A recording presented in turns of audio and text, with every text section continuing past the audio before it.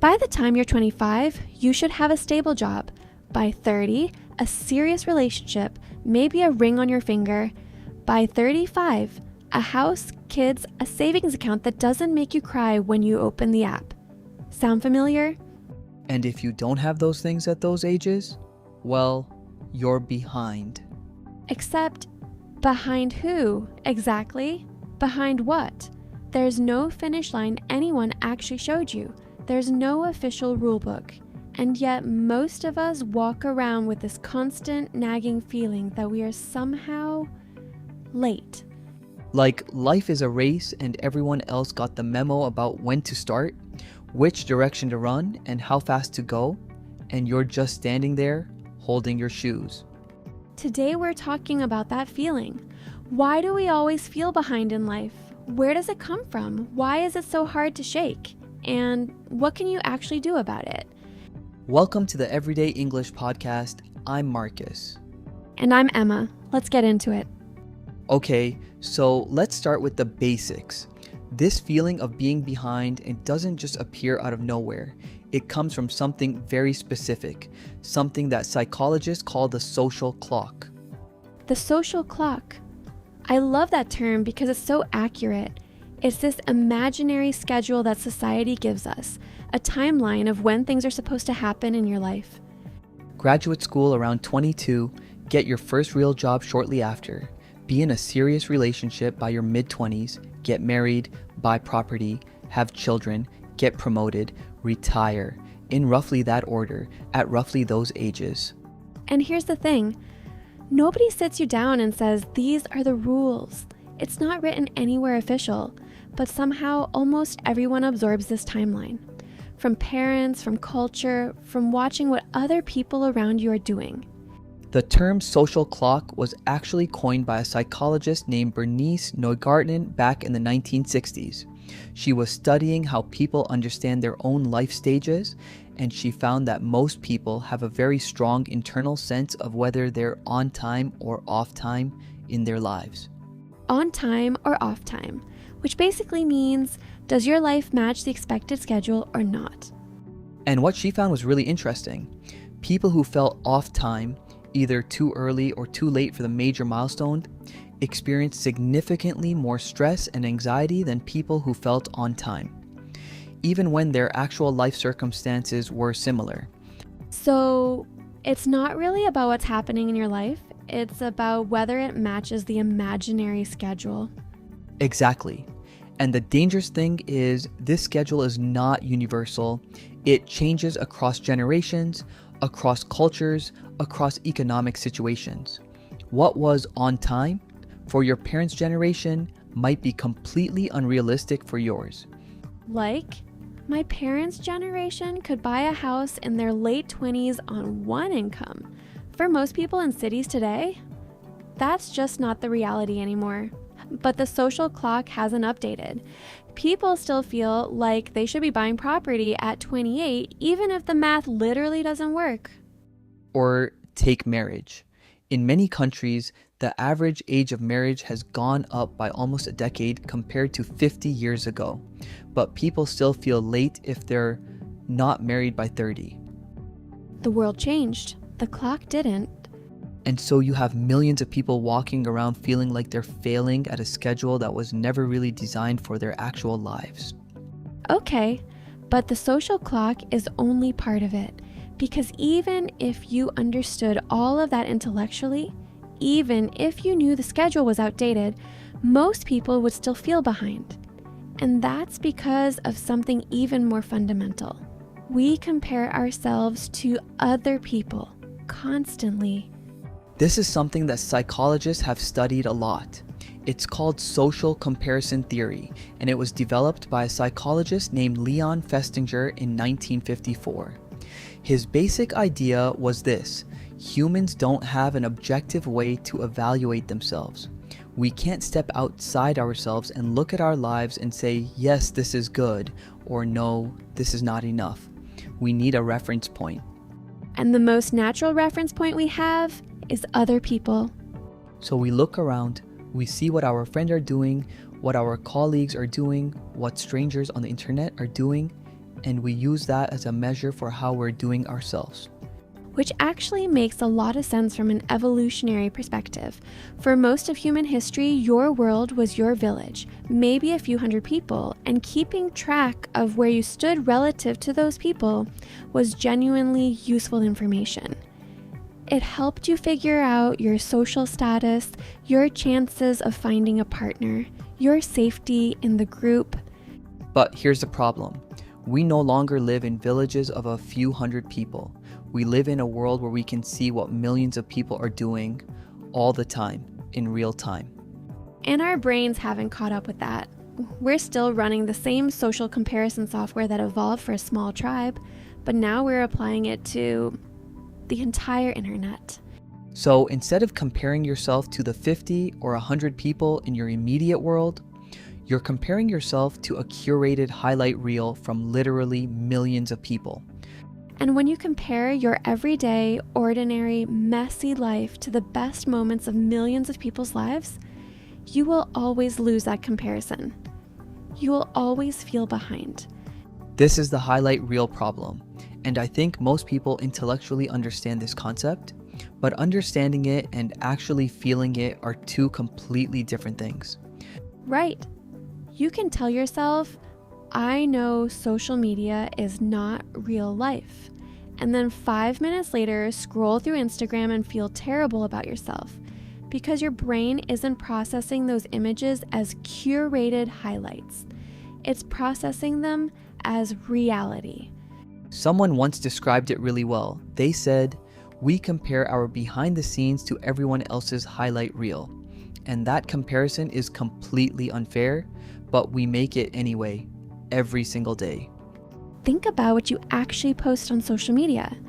Do you post the Tuesday night when you ate cereal for dinner because you were too tired to cook? Do you post the Monday morning when you couldn't get out of bed? Do you post the anxiety, the confusion, the I have no idea what I'm doing with my life moments? Of course not. You post the vacation, the promotion, the engagement, the new apartment, the achievement. And so does everyone else. So when you scroll through your feed, what you're seeing is everyone's best stuff, every win, every milestone, every carefully staged happy moment, and your brain takes that in as this is what people's lives look like. And then it compares that to your actual life, which has all the boring Tuesday nights and the bad mornings and the uncertainty. And it concludes, I'm behind. Even if your life is genuinely good, even if you're doing okay, even if by any reasonable measure, you're actually fine. I want to add something here because it's not just social media. LinkedIn in particular is interesting because LinkedIn is essentially a platform where people post their professional achievements, promotions, new jobs, new companies, awards, speaking engagements, publications. It's like a highlight reel, but specifically for careers. Exactly. And if you scroll through LinkedIn for 20 minutes, you will come away feeling like everyone around you is getting promoted, launching startups, giving TED Talks, and changing the world, while you are just sitting there, doing your job, not going viral. I genuinely had to take a break from LinkedIn at one point because it was making me feel so behind professionally. And when I really looked at it, those posts represent maybe 10 minutes of someone's week. Their actual week still has all the same frustrations and failures and uncertainty as mine. But I wasn't seeing that part. There's another layer to this, and I think it's really important. It's called survivorship bias, and it's the reason we massively overestimate how many people are ahead. Okay, explain this one because I think it's a bit less well known. So survivorship bias is basically this. We only see the success stories. We only hear about the people who made it. And so we think, well, making it must be normal. Most people must be succeeding. I must be the exception. I must be behind. But we're not seeing all the people who didn't make it. Exactly. Here's a simple example. You hear about a 26-year-old who started a company and sold it for $10 million. That story is everywhere. It gets press coverage, podcast interviews, everyone talks about it. You do not hear about the tens of thousands of 26-year-olds who started companies and they failed, or who never started anything because life got in the way. They're invisible. So your reference point is completely skewed. You see the outliers, the people who had extraordinary success very early, and you take that as the norm. And then you compare yourself to that norm and feel like you're failing. Which is completely backwards. The 26-year-old startup millionaire is not the norm. They are the extreme exception. Most people are figuring things out gradually over many years with plenty of setbacks along the way. But we don't see that story as often because it's less dramatic. Person figures things out slowly over 10 years is not a headline. It should be though, because that's most people's actual story. There's a great example of survivorship bias that I love. During World War II, the US military was studying which parts of planes were getting hit by enemy fire, and they wanted to add armor, but they couldn't armor the whole plane. It would be too heavy. So they looked at planes that came back from missions and mapped where the bullet holes were. And they were about to armor those areas, the places that had the most holes. Right. Until a statistician named Abraham Wald pointed out the flaw. The planes they were looking at were the ones that survived. The bullet holes they were seeing were in places that the plane could sustain damage and still make it home. The planes that got hit in other places, they never came back. They were invisible in the data. So they were literally only seeing the survivors and drawing completely wrong conclusions from that. And we do the same thing with people's lives. We look at the survivors, the success stories, and conclude that's what normal looks like. But we're missing everyone else. Okay, I want to get personal for a second, because this isn't just abstract psychology for me. I genuinely struggled with this feeling for years. Tell me. So, I had this friend, we'd been close since university, and we graduated at the same time. We were at the same starting line essentially, and then her life just seemed to accelerate. She got a great job really quickly, then a promotion, then she met someone, they got engaged, they bought an apartment together, all within like 3 or 4 years after graduation. And you were watching this happen? Watching it on social media, watching it happen in real time. And I was not at those milestones. I changed jobs once, my relationship situation was complicated, I definitely was not buying any apartments. And I remember this very specific moment. She posted pictures of her engagement party. Beautiful pictures. Everyone looked happy. And I sat there looking at my phone, feeling this horrible combination of genuine happiness for her and this crushing feeling that I was failing, that I was so far behind.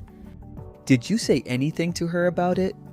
Not at the time, but much later we talked about it, and she told me that during those same years, she had constant anxiety about whether she was making the right choices, whether the job was right for her, whether the relationship was what she actually wanted, or just what seemed like the right thing to do at the right time.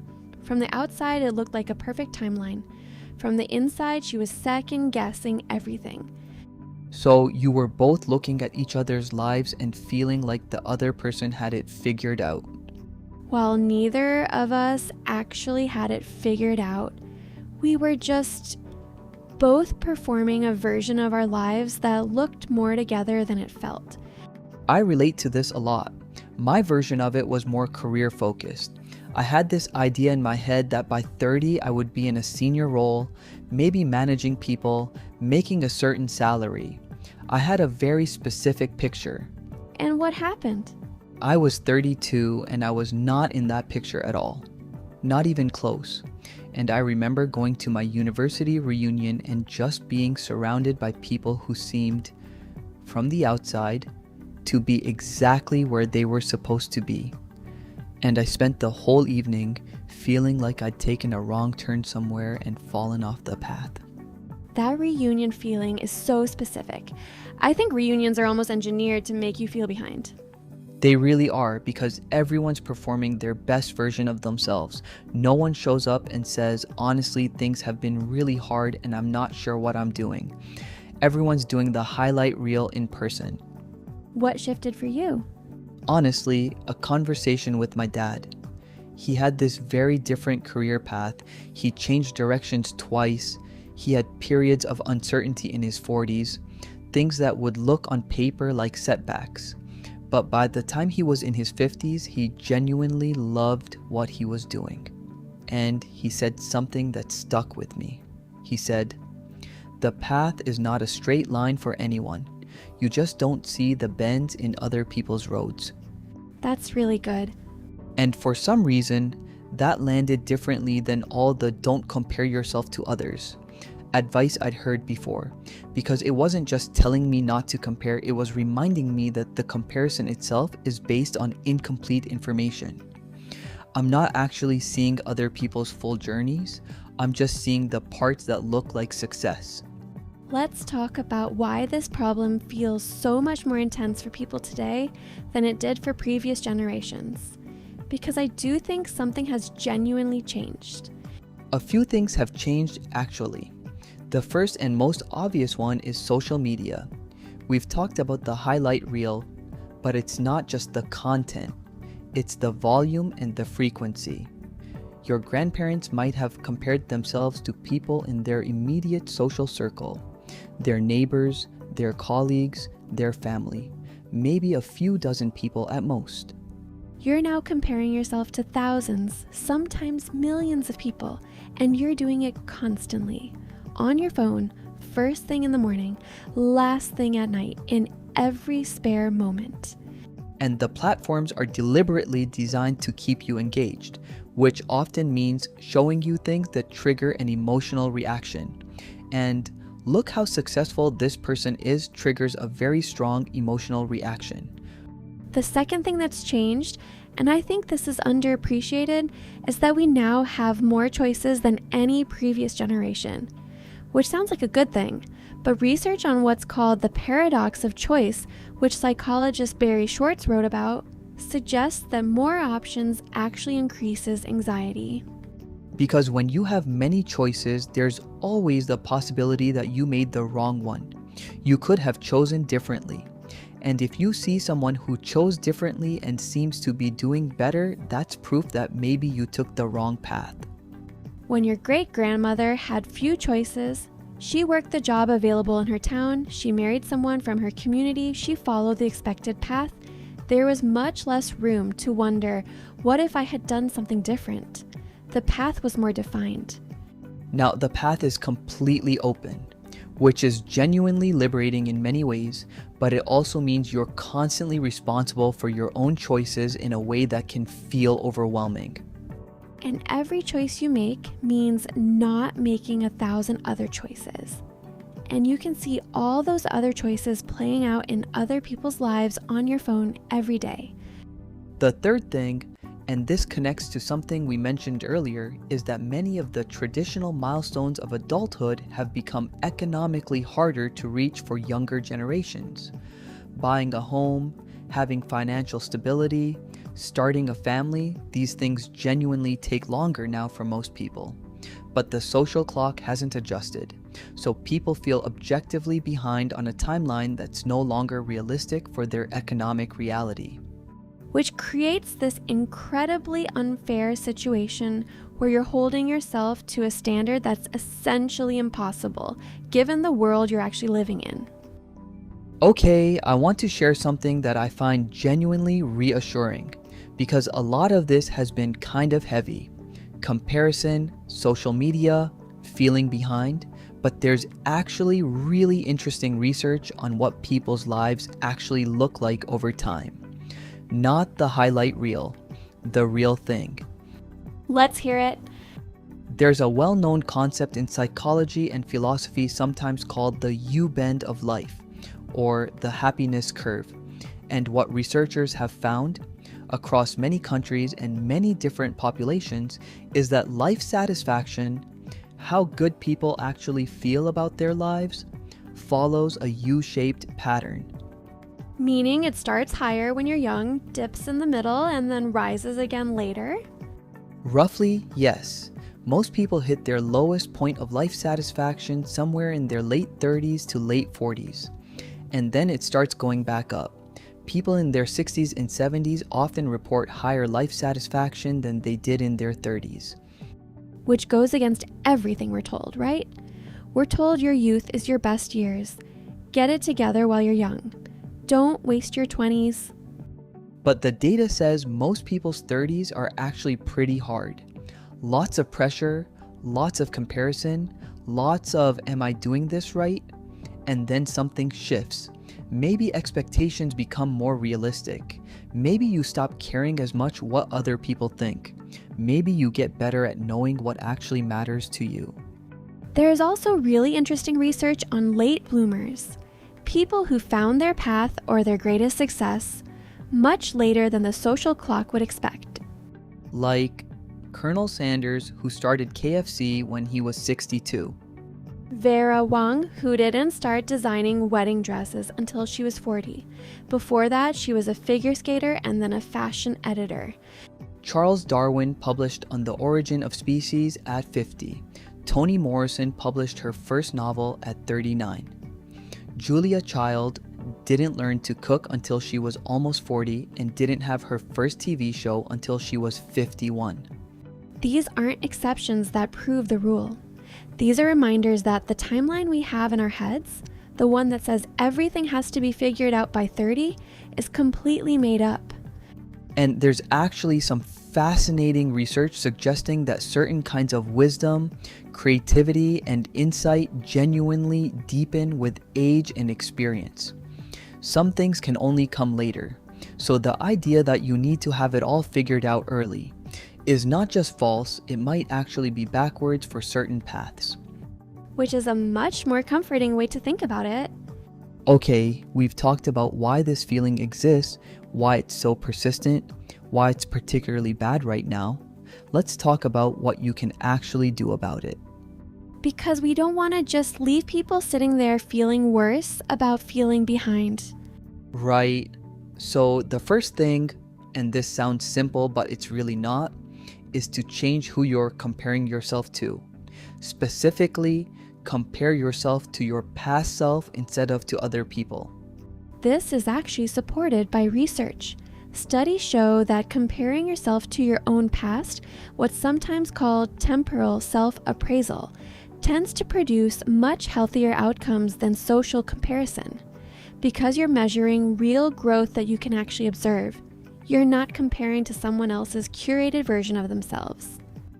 Think about where you were 5 years ago, what you knew, what you were capable of, what your life looked like. For most people, there's genuine growth there, even if it doesn't match the social clock timeline. The second thing, define your own metrics. This is harder than it sounds because we absorb society's metrics so completely that we think they're objective, but they're not. What does a good life actually look like to you? Not to your parents, not to your social media feed, not to your culture's social clock, to you. For some people, a good life looks like stability, a steady career, deep roots in a community, a long-term relationship. For others, it's adventure and flexibility, changing directions, trying new things, not being tied down. Both are valid. But if you're measuring your adventurous life by stability metrics, you'll always feel behind. The third thing, and this is very practical, do a highlight reel audit. Specifically, spend a few days actually noticing what you don't post. All the ordinary, boring, difficult, uncertain parts of your day. And remind yourself, everyone else is not posting those parts either. Some people find it helpful to actually write down what an honest social media post would look like for them, not the performance version, the real version. Today, I felt confused about my career direction. I made a mediocre dinner and watched TV for 3 hours. I didn't feel productive. That's a real human day. That's what most days look like for most people. And the fourth thing, this is a big one. Question the timeline itself. not just emotionally, but practically. Ask, where did this deadline come from? Who decided that you should have achieved X by age Y? Is that actually a reasonable expectation given the world I live in, the opportunities I've had, the circumstances of my actual life? A lot of the time, when you actually interrogate the timeline, you find it's not based on anything real. It's a cultural artifact, an outdated expectation, or simply what your parents' generation did. It's not a law. It's not a fact about the universe. It's a story. And you're allowed to tell a different story. And finally, and maybe most importantly, talk about this feeling.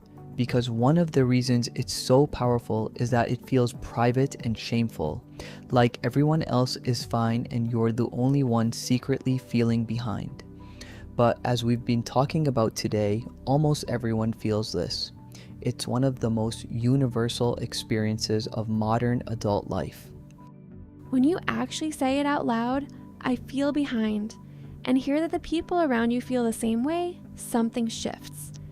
It stops being a verdict on your life and starts being just a feeling. A feeling that makes sense given how the world is set up, but just a feeling. So let me ask you directly, do you still feel behind? Honestly, sometimes the feeling doesn't disappear just because you understand where it comes from. I still have moments where I open an app or go to a social gathering and feel that twinge of everyone else has this figured out and I don't. But it doesn't stay as long as it used to. And I'm better at recognizing it for what it is, a comparison reflex that's giving me bad data, not a true measurement of my life. that's really well put. For me, it's similar. I catch it earlier now. I can sort of notice it happening. Like, there it is, the I'm behind feeling, and look at it a little more objectively rather than just being completely swept away by it. And I think what's helped me most is genuinely asking myself, behind according to whose timeline? Because when I actually try to answer that question, the timeline usually collapses. It belonged to someone else. It was never really mine to begin with. I want to end with something I read once, and I'm paraphrasing because I don't remember the exact words, but the idea was this: you are not behind. You are exactly where you are in your own story, and your story is not running late. It's just running differently from the stories you keep comparing it to. I really like that. And I think that's a much more useful frame. Not that you've achieved everything you should have, not that the timeline doesn't matter at all, but that the story you're in is your own, and it doesn't have to look like everyone else's story to be a good one. Beautifully said. Okay, time for our question to you. Do you ever feel behind in life? What triggers that feeling for you, and has anything helped you manage it? We would genuinely love to hear your stories in the comments. Because if this episode showed us anything, it's that this is something almost everyone goes through. You're definitely not alone. And if this conversation was useful to you, share it with someone who might need to hear it. And subscribe if you haven't yet so you don't miss our next episode. Thanks so much for listening. See you next time.